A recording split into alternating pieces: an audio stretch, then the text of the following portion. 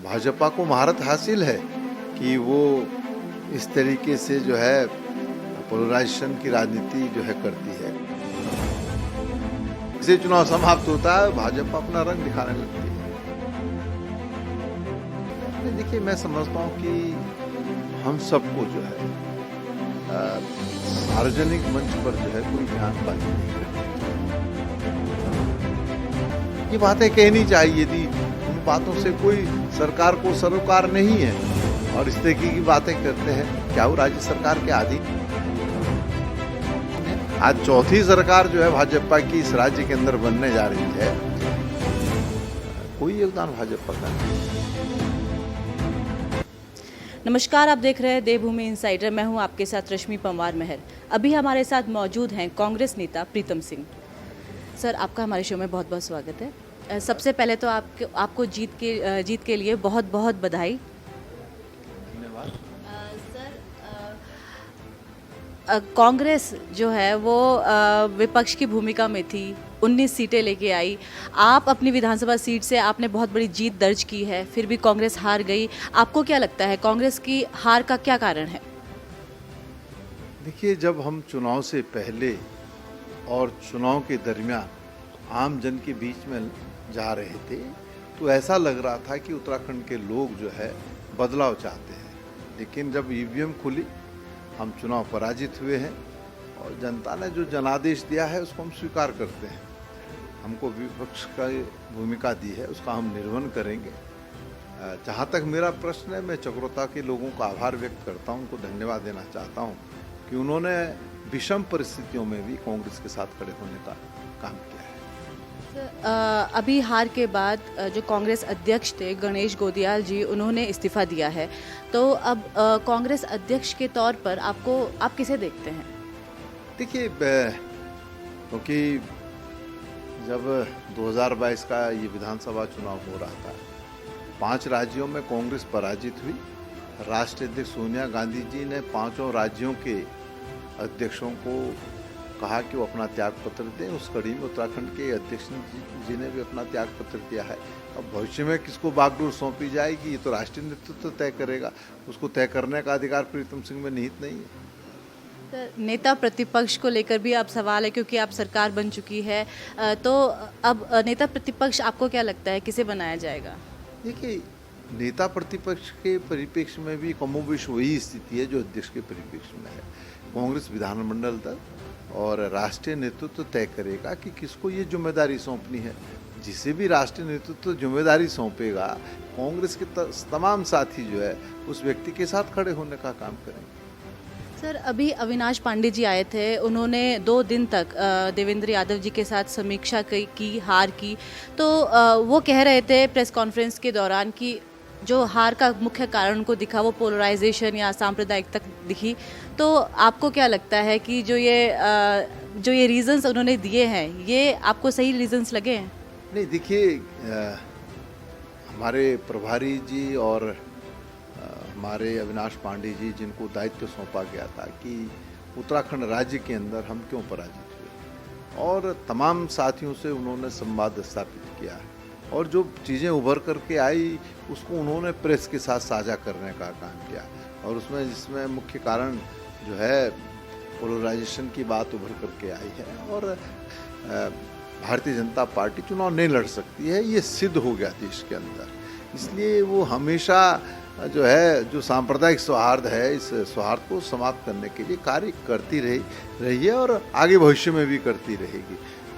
आप देखिए, जवाब जो है इस बात का होना चाहिए था कि जो महंगाई को कम करने का वादा किया था, वो महंगाई क्यों कम नहीं हो पा रही है, बेरोजगारों को रोजगार क्यों नहीं मिल पा रहा है, भ्रष्टाचार मुक्त सरकार का वादा क्या था, 100 दिन में लोकायुक्त लाएंगे, लोकायुक्त का कहीं अता पता नहीं रहा। बड़े बड़े वादे 2017 के विधानसभा चुनाव में सत्ता में बैठे हुए लोगों ने किए थे, उन वादों पर सरकार खरी नहीं उतरी। उनके पास सिवाय पोलराइजेशन के दूसरा कोई हथियार नहीं था, जिसका उन्होंने खूब इस्तेमाल किया। मुस्लिम विश्वविद्यालय की बात एक व्यक्ति ने कही जिसका संज्ञान देश के प्रधानमंत्री लेते हैं।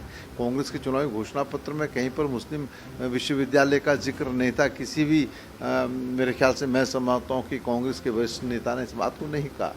एक अदने से व्यक्ति ने कही और भाजपा ने उसका जो है पोलराइजेशन के रूप में उसका इस्तेमाल किया।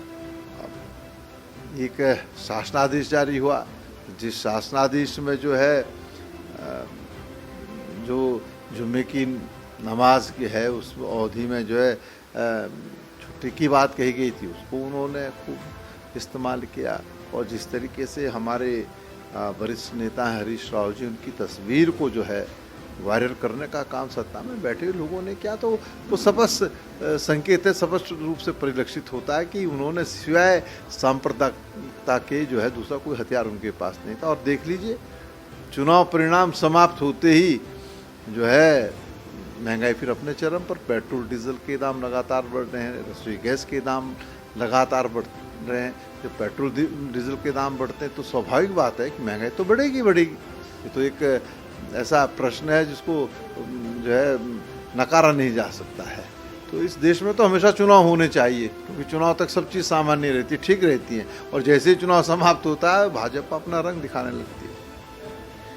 सर, जब से विधानसभा चुनाव 2022 के परिणाम आए हैं, लगातार कांग्रेस के कई नेता बयानबाजी कर रहे हैं, कई आरोप लगाए जा रहे हैं। अभी रणजीत रावत जी है, उन्होंने आरोप लगाए हरीश रावत जी के ऊपर, उनकी तरफ से भी कई ट्वीट किए गए। तो आपको क्या लगता है, इससे छवि खराब हो रही है कांग्रेस की? नहीं, देखिए, मैं समझता हूँ कि हम सबको जो है सार्वजनिक मंच पर जो है कोई बयानबाजी नहीं करनी चाहिए। जो बात भी है उसको हम पार्टी प्लेटफॉर्म पर कहें तो ज़्यादा बेहतर है, और पार्टी प्लेटफॉर्म पर कहनी भी चाहिए। लेकिन अगर हम ट्वीट के माध्यम से या मीडिया के माध्यम से अपनी बात कहेंगे तो उसका एक गलत संदेश जाता है, और जो हमारा कार्यकर्ता है, हमारे जो साथी हैं, स्वाभाविक बात है वो भी डिमोरलाइज होते हैं। तो मैं तो सबसे एक ही आग्रह कर सकता हूँ, कह सकता हूँ कि हम जो भी बात कहें पार्टी प्लेटफॉर्म पर कहें तो ज़्यादा बेहतर है। कल धामी जी ने मुख्यमंत्री के तौर पर शपथ ली है।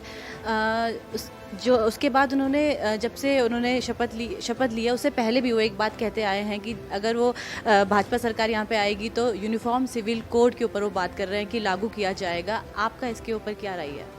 देखिए, मैंने कहा ना कि चुनाव के दरमियान भी वो इस तरीके की बातें कहते रहे, और चुनाव के बाद भी वो अभी इसी तरीके की बात कह रहे हैं। चुनाव के बाद सरकार बन गई, सरकार को कहना चाहिए था कि हम महंगाई को कम करेंगे, लेकिन वो महंगाई बढ़ती जा रही है।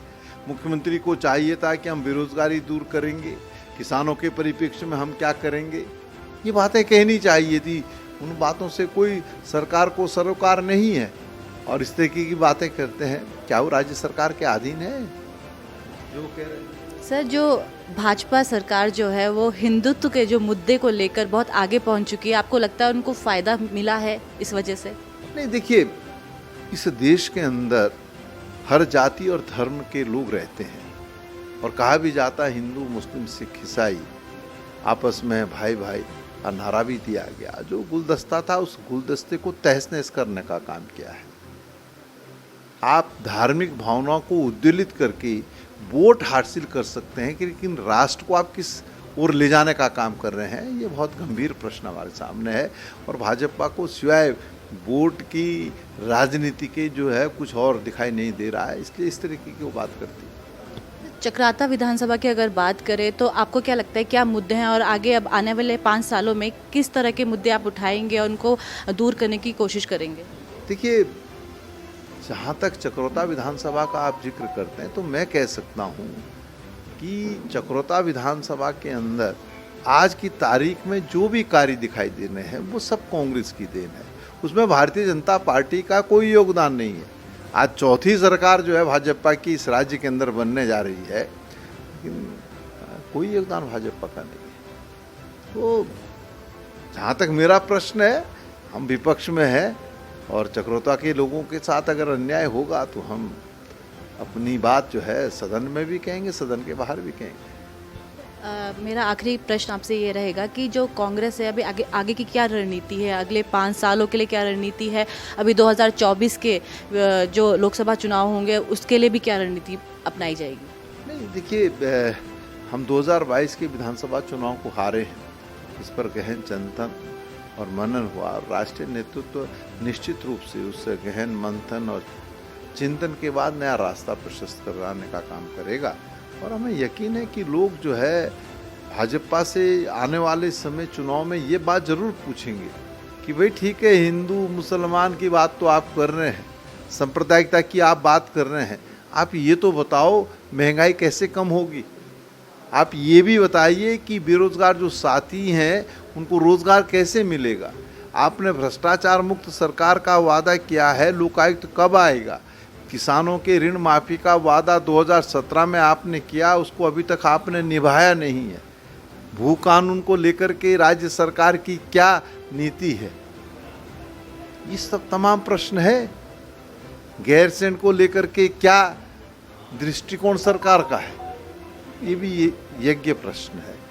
तो ये तमाम चीज़ें लोग पूछेंगे और मुझे यकीन है, भरोसा है कि आने वाले चुनाव में परिवर्तन होगा। हमसे बात करने के लिए बहुत बहुत धन्यवाद प्रीतम जी। ये थे हमारे साथ प्रीतम सिंह जी, जिन्होंने विधानसभा चुनाव 2022 के विषयों के बारे में हमसे चर्चा की। कैमरामैन आशु के साथ रश्मि पवार महर, देवभूमि इनसाइडर। आज ही डाउनलोड करें देवभूमि इनसाइडर ऐप।